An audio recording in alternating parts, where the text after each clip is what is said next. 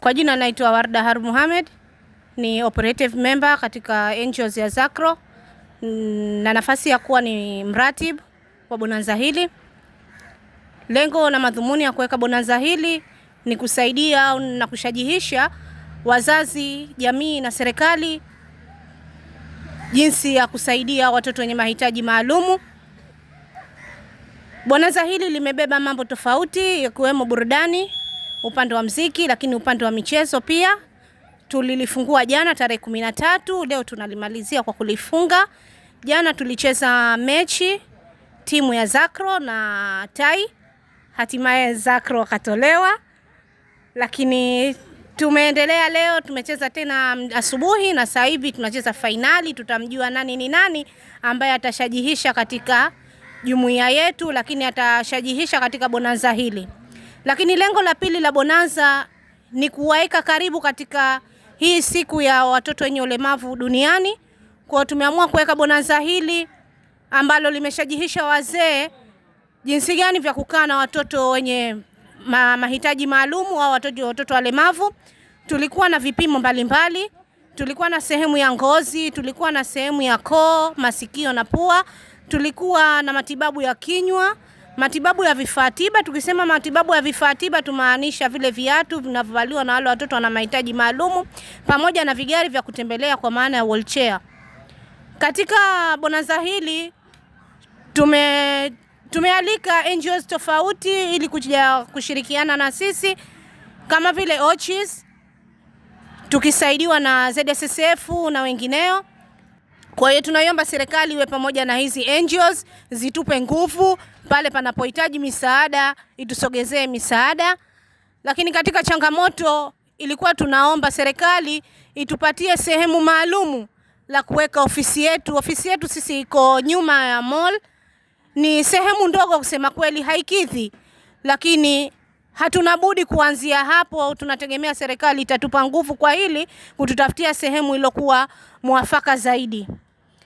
Ushauri wangu kwa wazazi, walezi, pamoja na serikali na taifa kwa ujumla, itupe nguvu, iwe tayari kupinga udhalilishaji wa watoto wenye ulemavu katika sehemu mbalimbali kama vile mahospitalini watoto wananyanyasika, maskulini katika kupata elimu watoto wananyanyasika, lakini katika swala zima la ubakaji na udhalilishaji watoto, asilimia kubwa sana watoto wenye ulemavu, watoto wenye mahitaji maalumu, hili swala linachukuliwa, tunaweza tukasema linachukuliwa kwa asilimia ndogo. Kesi ya mtoto ambaye amebakwa, ambaye mwenye ulemavu wa aina yoyote ile, inakuwa tofauti inavyochukuliwa hukumu au uzito na yule mtoto ambaye mzee wake anaweza kufuatilia.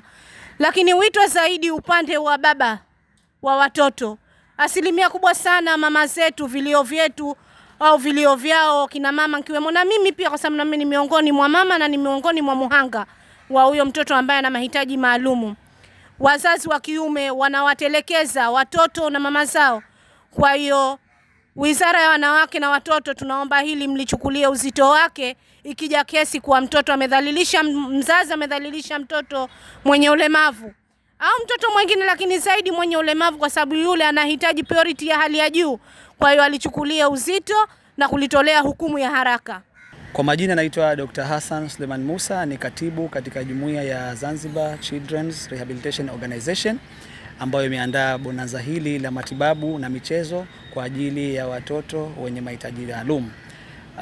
Zanzibar Children's Rehabilitation ni jumuiya ambayo inajihusisha na masuala mazima ya kuwasaidia watoto katika masuala ya ukarabati wa viungo, mambo ya lishe, elimu kwa jamii na wazazi. Isitoshe katika masuala mazima ya kuwasaidia watoto kuweza kupata vifaa saidizi na ziada ya dawa na vitu vingine. Bonanza hili limeanza jana takriban tarehe 13 mwezi wa 12 kwa dhumuni kubwa la kuweza kuwachunguza na kuwapa matibabu watoto, tukenda sambamba na kuzingatia huu mwezi ulikuwa ni mwezi wa siku ya watu wenye ulemavu duniani, ambapo ilikuwa ni tarehe 3 kitaifa mwezi wa 12. Sisi kama jumuiya tukaamua kuandaa bonanza hili kwa njia ya matibabu kwa watoto wenye mahitaji maalum. Tulikuwa na uchunguzi wa matibabu ya ngozi, tulikuwa na uchunguzi na matibabu ya lishe, tulikuwa na uchunguzi na matibabu ya pua, koo pamoja na masikio. Tulikuwa na uchunguzi wa kinywa na meno, lakini vile vile tulikuwa na ushauri nasaha ambao zaidi ni kwa wazazi ambao walishakata tamaa katika kuwasaidia watoto wao kupata matibabu, kuweza kuishi nao kwa ujumla. Lakini sambamba na matibabu haya vile vile kulikuwa na bonanza la mpira ambalo lilikuwa likijenga uhamasishaji na ushajiishaji kwa jamii. Lengo la bonanza hili ni kupaza sauti ama kupaa sauti yetu kama ZACRO, Zanzibar Children Rehabilitation Organization, ili watoto wenye mahitaji maalum, wenye ulemavu wa viungo, wenye ulemavu wa kukua ama makuzi, uwasaidie wao kuweza kufaidika kwa kitu chochote, ikiwemo matibabu, ikiwemo elimu, ikiwemo kupunguza unyanyapaa kwa jamii.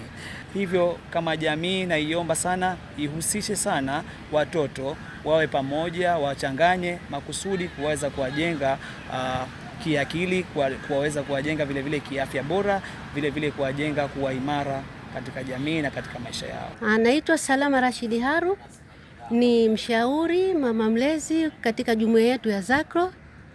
Kama nilivyokwisha kuelezewa changamoto zetu zote ambazo zinatufika katika ZACRO, na tayari ameshaelezea kijana yule nini hasa tunachokitarajia na nini hasa target yetu katika watoto wetu.